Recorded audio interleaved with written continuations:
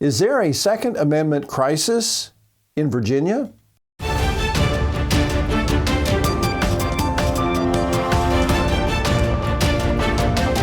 Occupying Till He Comes at Southwest Prophecy Ministries.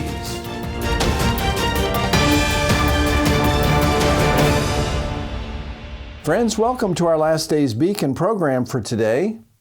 This is David Schnitker.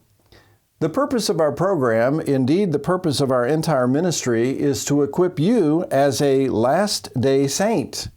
Thanks for tuning in. It is a great privilege to have Bill Olson on the show today. Bill is a constitutional attorney in the Washington, D.C. area.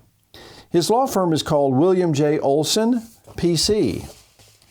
His law firm is on the front lines of liberty in America's courts. As such, his firm has brought about 135 cases before the Supreme Court. We're going to be discussing a very significant constitutional issue that is affecting Bill's home state of Virginia. But first, I want to welcome Bill to the program. Thanks for joining us today, Bill. You bet, David. It's nice to talk to you today. Well, it's great to have you on from time to time to inform our listeners as to the important issues before both the Supreme Court and our state courts as well. And this will be an issue that is before our state court, in Virginia, that is. But it's something that can certainly affect people across the United States. But before we get into today's issue, Bill, for first-time listeners, tell us about your law firm and give our listeners your web address. We have a small firm. We have an office in Winchester, Virginia, and Vienna, Virginia. We have 4 lawyers now. Herb Titus, former dean of Regent Law School, is in our firm, and we represent Gun Owners of America, Virginia Citizens Defense League, which is relevant to today's topic, and other groups like that.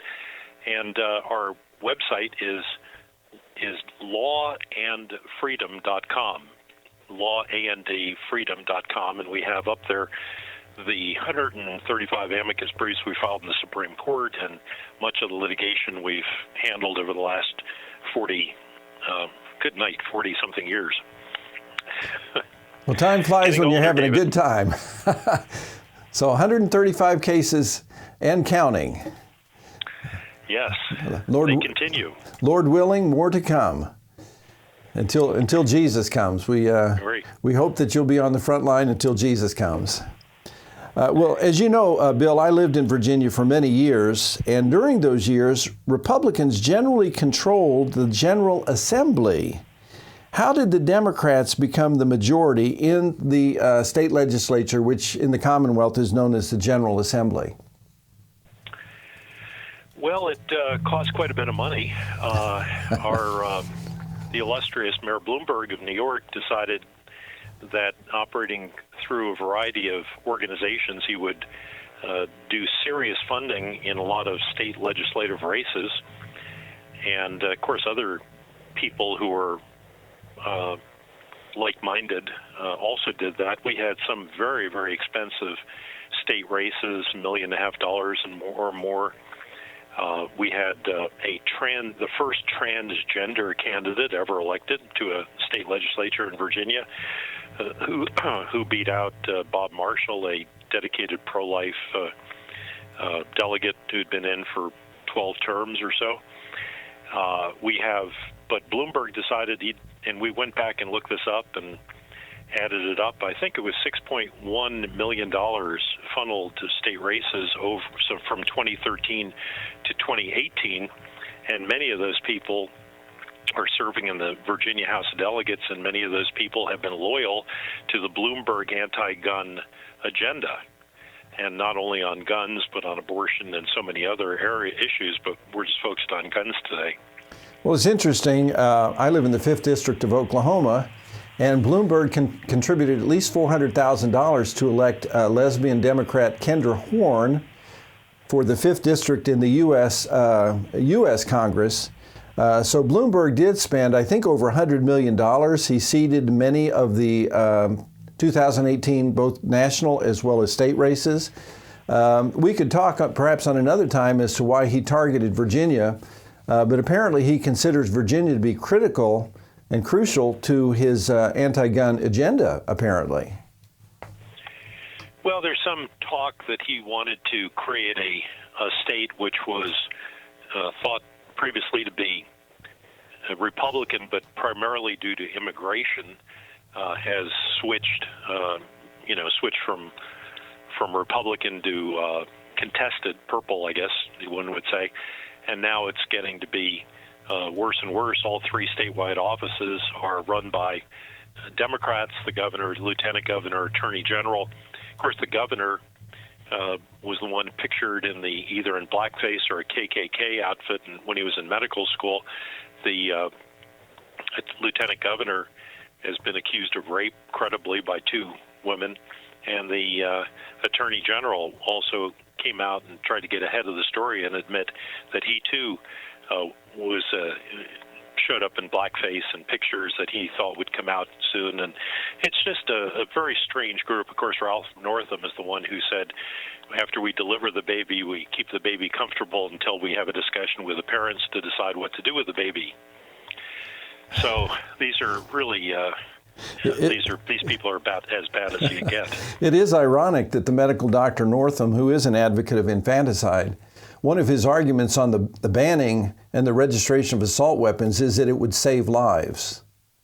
I guess newborn babies don't qualify as human life in blackface Northam's thinking. Yeah, and you also have, anyone who's studied this realizes the astronomical number of times guns are used by gun owners to prevent crime and self-defense. Sometimes just the display of the weapon. Sometimes it requires firing a round, but the number of times that handguns are used in self-defense, rifles are used in self-defense, assault weapons, as they call them, which are just normal semi-automatic rifles with certain aesthetic characteristics that they don't like, and they just go after these and count up. They don't say the murder rate; they say the homicide rate, which includes, for example, if you shoot someone breaking into your house, that's a homicide with a gun.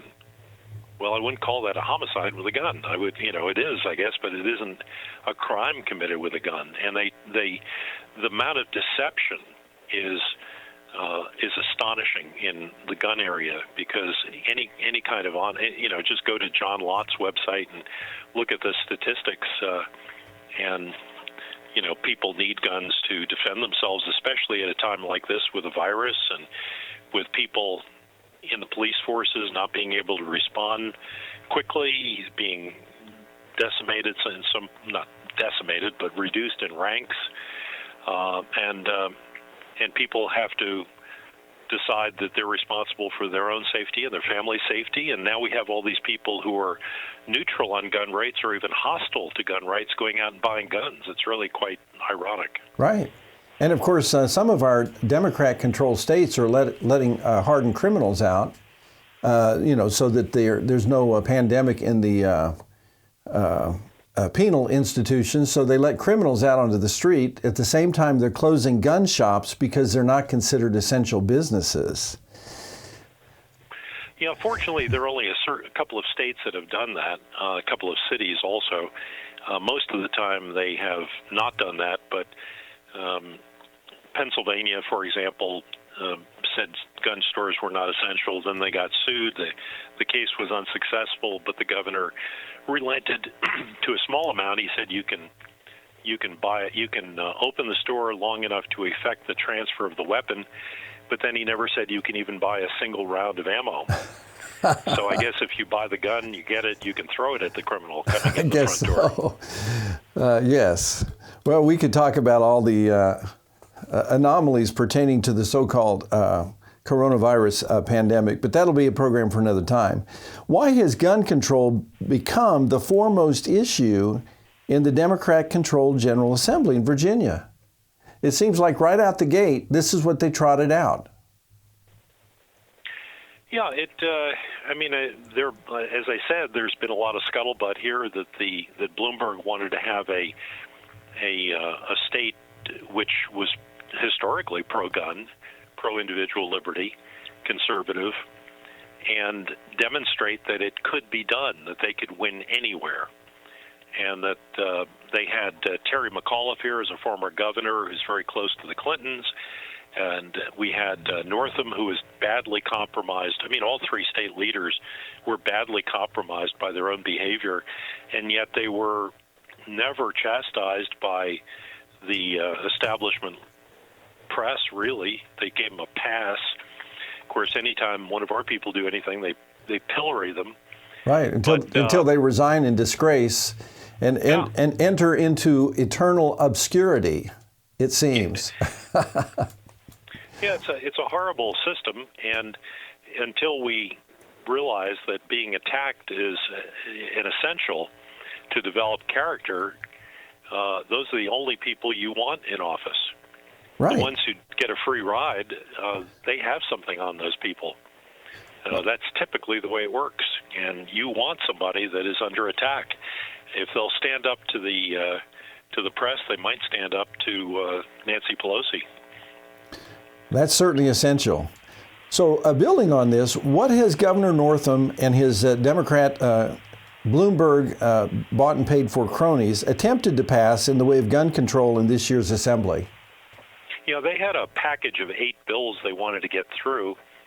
And it looked like we were going to be able to defeat 3 of them. As it is, only 1 was defeated. And the problem with the system, of course, is that this can come back at any time in a special session. It could come back next year. But the bill that he had that was banned assault rifles, named, you know, of course that name is not descriptive, but because these are semi-automatic weapons, but most people don't know that, and they play to the fear. But assault weapons and what they call high-capacity magazines, which are, of course, standard-capacity magazines, he wanted to ban all those with more than, I think, 11 rounds it was. Now, would that include the AR-14s that Joe Biden wants to ban? No, Joe Biden's got a monopoly on those. He's the only one who sells AR-14s. So. Well, that's good. I feel a lot safer knowing that he's taken all the AR-14s off the street. But fortunately, there were a couple of Democrats who were reasonably clear-headed about this and thought this was craziness to ban possession. Originally, the law that they came up with did not grandfather anybody, so they make you sell the weapon, break the weapon, turn it into the government, whatever. And that was too much for some of the members of the Senate, fortunately. And the bills were defeated. Both the House and the Senate version were defeated. But they have plenty of other mischief. I mean, there's many years ago in Virginia, we had a law that said you could only buy 1 handgun a month, could not buy 2 or more. And that was suspended in the 90s, and that they brought it back, saying you could not buy more than 1 handgun per month.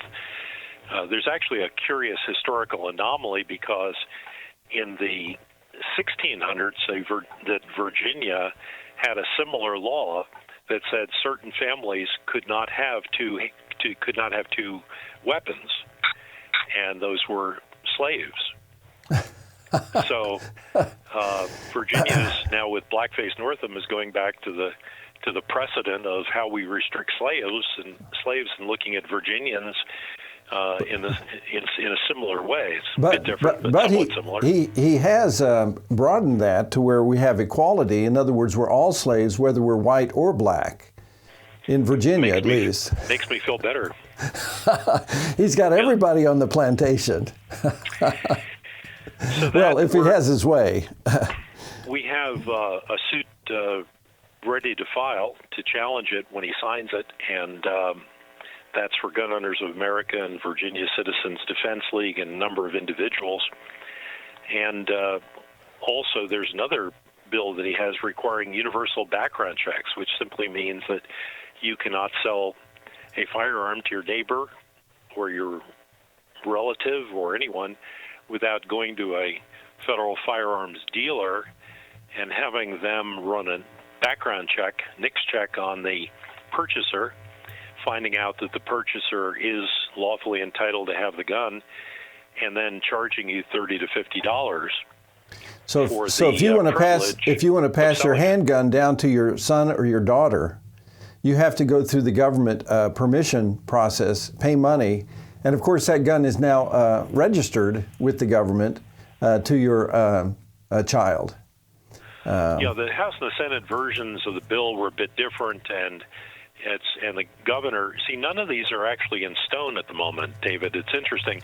In Virginia, once they're passed the House and the Senate, presented to the governor has the opportunity to recommend amendments to the bill, and then the members of the General Assembly have the right to either accept the bill with the governor's amendments, reject the bill with the governor's amendments, or by a supermajority override the veto, basically, before it occurs. There's no veto. He just sends it back with amendments, but you can override that and implement the same bill that you originally passed. And we don't know what he's going to do with any of these, but we're trying to be ready no matter what happens. So he could make them worse. He could make them better. He could come to his senses. The concept that now we have lots of gun dealers. This is rather curious. Gun dealers in some states are shut down. They're not shut down completely in Virginia, except lots of them are simply out of stock. They don't have ammo. They don't have firearms to sell. They've been bought out, and so many of them are closed. And they say after this law goes into effect, you have to go to an FFL. Well, suppose they're closed. Well, if they're closed, you might have to drive hours to find one that's open. I mean, this is the kind of thing that anybody who thought logically would not allow, but this is part of the leftist agenda, and nothing's going to stop it, it seems. We hope he might mitigate some of the insanity of some of these bills, but you don't know. Right. Well, Bill, we're going to take a quick time out to hear from our sponsor. Today's program is sponsored by Jingoes, our wonderful cleaning product that really works. Friends, we have been producing weekly video podcasts for over 4 years, thanks to your generous support. While that support is still vital, the Lord has provided a commercial sponsor to pick up some of these costs. Our new sponsor is Jingoes. Jingoes is an ultra stain remover and odor eliminator. It attacks organic stains and odors. It is environmentally and user-friendly. My friend Peggy Marzulli writes, I just wanted to tell you that Jingoes really works. What an amazing product you have. A family member had come home and was recovering from surgery. Her stitches opened, which resulted in blood stains in the bedding. I pre-treated the stains with Jingoes before washing the bedding. Wow! It took the blood stains out completely. I really love Jingoes. It's a great product. That is from Peggy Marzulli, wife of L.A. Marzulli. Please stay tuned for more details. By Jingoes, it's amazingly fresh and clean out here in beautiful New Zealand. G'day America, I'm Tabi, and I want to tell you about my new ultimate stain and odour remover, Jingoes. My Jingoes gunk gobblers will tackle stubborn organic stains and eliminate nasty stinking odours at the same time. Jingoes effectively removes those little accidents like wine, coffee, dirt, blood, grass, even pet stains, and odours like fish, garlic, even skunk. Jingoes is environmentally friendly, safe for use on fabrics, carpet, upholstery, and it works great as a laundry pre-soak on the worst pet or people accidents. Come on America, what are you waiting for? Just go online and order your Jingoes for $12.95 and get a 4-ounce travel pack free. Crikey, pay $19.95 and I'll double your order. That's 2 large Jingoes and 2 travel packs for just $19.95. Blasted seagulls, where's my Jingoes? Well, welcome back. We have been talking with Bill Olson, who is a constitutional lawyer from Washington, D.C. area. And we've been talking today about preserving gun rights in the state of Virginia. Well, Bill, tell our listeners about the citizens' response to these very wonderfully pro Second Amendment proposals, specifically the protests that took place on January 20th of this year. Yeah, this really is exciting. The governor went too far too fast, probably, because when he talked about reclaiming from people their weapons without compensating them even, that was a bridge too far, and many people woke up and realized, whoops, I'm not voting. I didn't know they were ever going to do something like this. And they woke up, and then spontaneously, after the very first resolution that was adopted in Illinois, people started declaring their jurisdiction to be Second Amendment sanctuaries, much like we had seen the liberals do with respect to immigration, and say we're an immigration sanctuary, or with respect to marijuana, they say we're a marijuana sanctuary, or we're a homeless sanctuary, and we're not going to, you can live on our streets, we're not going to bother you. I know Santa Monica was famous for this many years ago. So, and of course now it's spread dramatically. But you've got when the conservatives pick up on this issue, and they say we're going to have a Second Amendment sanctuary, all the liberals who had just supported immigration sanctuaries go crazy, and they say, no, you have to obey the law. You have to obey our laws. And it's a rather selective submission to the state, isn't it? Well, as long as they get their way, they're perfectly capable of adopting any argument whatsoever. I mean, one of the things that I think believers have to get out of our mind is that these people have any logical integrity, any desire even to be consistent. Consistency doesn't matter, and if we keep dealing with them on the basis of thinking that logic, consistency, reason mean anything to these people, it's all about winning. It's about power. It's about staying in power. It's about controlling us. It's about suppressing Christianity. I mean, now in Virginia, you can't have more than 10 people. You can have a Jewish minyan of 10, but you can't have 11 Christians get together and pray, right? And or they will shut you down.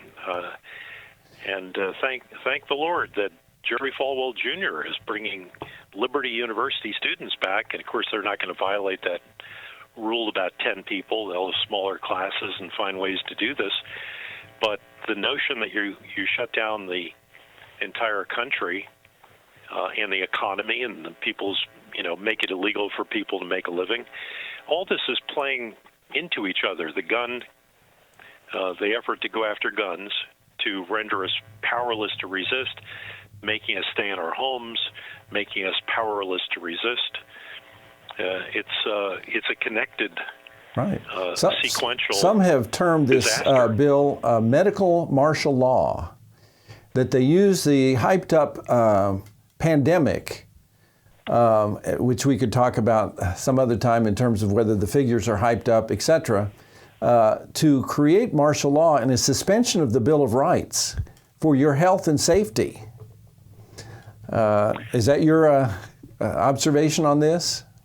Yeah, if the Constitution doesn't apply when times are tough, when does it apply? When times are good? You can't, there's certain biblical warrants for confining people with demonstrated symptoms of leprosy, for example. And they would go to the priest, and they would be basically diagnosed, and they would be told to stay at home, and they would check on it. And now that's one thing. That's, a quarantine that applies to a person who is exhibiting symptoms of a contagious disease. But we're talking about, applying this to everyone and just trying to operate by fear. And if Christians don't learn any verse out of this crisis, they have to learn 2 Timothy 1:7 about the fact that God has not given us a spirit of fear. We're supposed to be the ones operating in love and power and a sound mind. And the minute we begin to give into the fear, our minds get clouded. We become manipulated, capable of being manipulated by the government. And we begin to just say, oh, please, government, save us, take care of us. You got to give Donald Trump credit. At least he called the nation to prayer early on. But about the only people who seemed to notice were the atheists who pounded on him for saying you're not doing anything to help us. You're just doing this prayer stuff. This Right. is meaningless. For the most part, Christians ignored it and were very, very quick to close down their churches so the people could shelter in place. Possibly pray in their closet, but not pray collectively, because that's against the martial law. Yeah. Well, if Christians were to respond to that properly, they should have said, Mr. President, you're doing fine. Don't worry about being the spiritual leader. But when presidents call the nation to prayer, they call them first to repentance. So if there was repentance, if there was thanksgiving, there was worship, then maybe we can ask God to protect the land and heal the land. But to just say, Lord, heal the land, seems to me to be skipping a few steps along the way. Absolutely. Yeah, that's a conditional promise that we see in 2 Chronicles. And some of those earlier requirements are a little bit politically incorrect, aren't they? The repentance and turning from your wicked ways. A nation full of things that must cause God to shudder. Not that He does, but look what goes on, and no one's sitting around saying maybe we ought to stop taking 16-year-old girls away from their parents if the parents don't want to authorize gender-changing surgery and have some social worker sign a consent form so they can have surgery. I mean, this stuff is insanity, and hopefully, and Christians stand by and are quiet. And we've done so many briefs now on transgender rights and everything else, and it's not like we're so smart, but I just wish there were more groups that were doing this and more people. But these are difficult times. Yes, they are. Well, how has your law firm been working to preserve gun rights in Virginia? I know this is a state issue, but you guys have jurisdiction, I believe, to prosecute and introduce arguments in the state of Virginia, I'm sure. Yeah, for example, when there was great resistance building, this goes back to your earlier question, David, in Virginia, when the citizens were resisting this, we had this big day on the Mall, VCDL, Virginia Citizens Defense League, perfectly wonderful group, organized a lobby day every year, and they would have 1,000 or 2, and now this year they had, 40,000 more. It would seem like a zillion people when I was there walking around. Everybody's walking around the cold. Everybody's heavily armed, AR-15s, and, all sorts of weaponry. And the cops are fine. Everybody's laughing, and nobody, they felt perfectly safe. And there's not a single incident of anything except late in the day, some woman who was not part of the rally had a mask on, and she was arrested for having a mask on, which had nothing to do with the gun rally. The gun people, they were all working together. People are praying. It was a wonderful time. And it was funny. I was listening to the radio, and a black guy who has a radio show, he says, I just came back from walking around the grounds, and he says, I guess this is politically incorrect, but what I saw was a bunch of white Christian men, and they were great. We were having a blast. And there were Mexican guys there, and Hispanic and black, and there were a lot of women, heavily armed women. Isn't that great? It was terrific.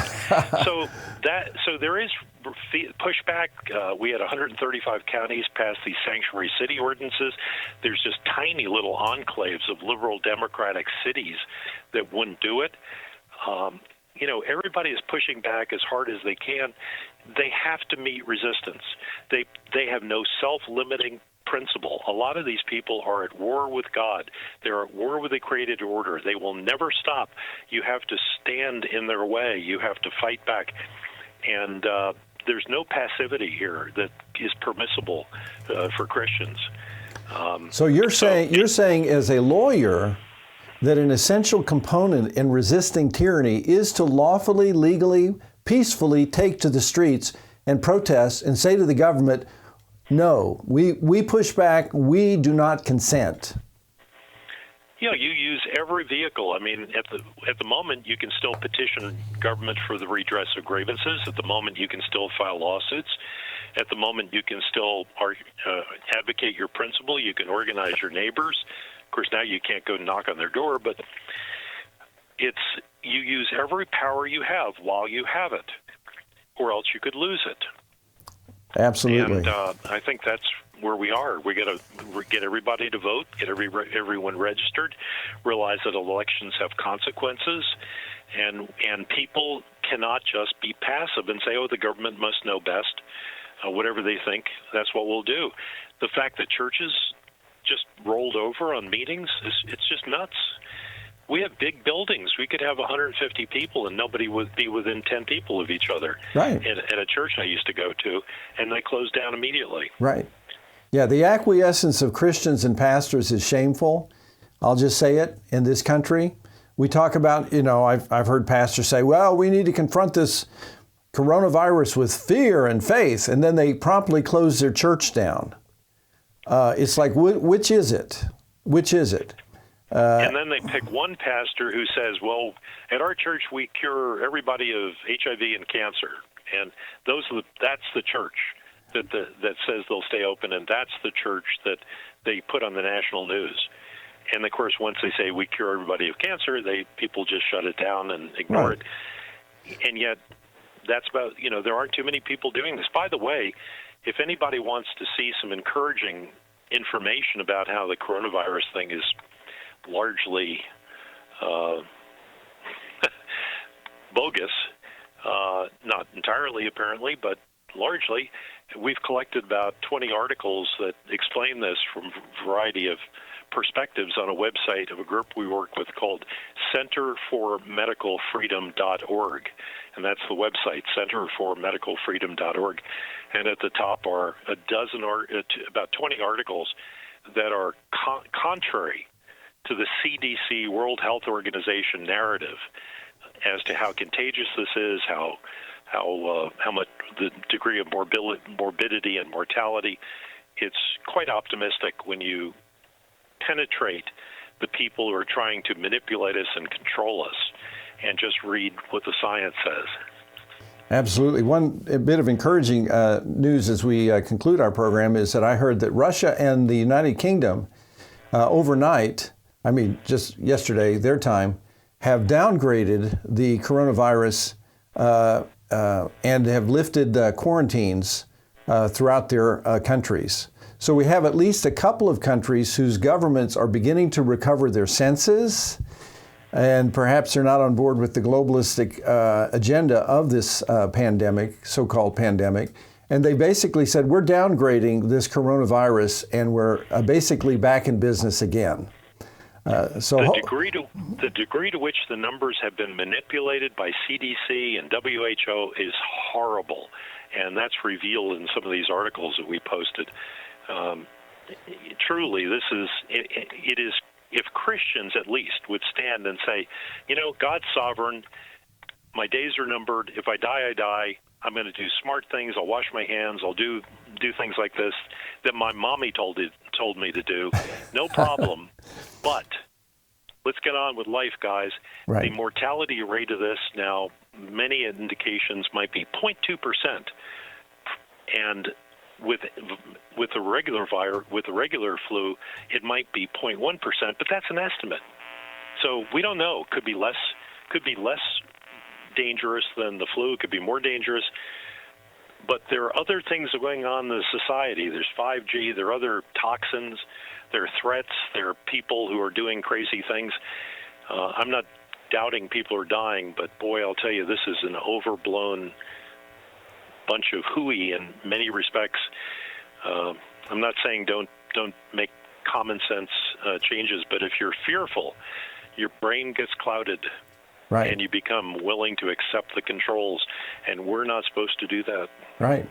Terror is a powerful weapon of control, and this is definitely a terror program, and it is being inflicted upon the American people. The kind of paranoia that I see as I'm out and about is overwhelming. People with gloves on, people with masks on, people who won't come within 15 feet of you. It's the media and the globalists are turning this into a terror planet, a zombie world planet, and so much of it is, I believe, as you do, that it's bogus. But that's a subject for another time. Well, Bill, we are out of time for today's show. Thanks for joining me for this very important discussion. I'm always delighted, David. Before you go, please remind our listeners of your website and what they will find there. Yeah, the firm's website is lawandfreedom.com, which has pretty much everything we've done for decades on there. And the other website with the information about coronavirus is centerformedicalfreedom.org. Those two might be helpful. Well, thank you so much, Bill. We'll let you get back to your busy day. Okay, thank you, David. Well, friends, thank you for joining us for today's podcast. I look forward to seeing you again next time. Until then, this is David Schnitker. Thanks for listening.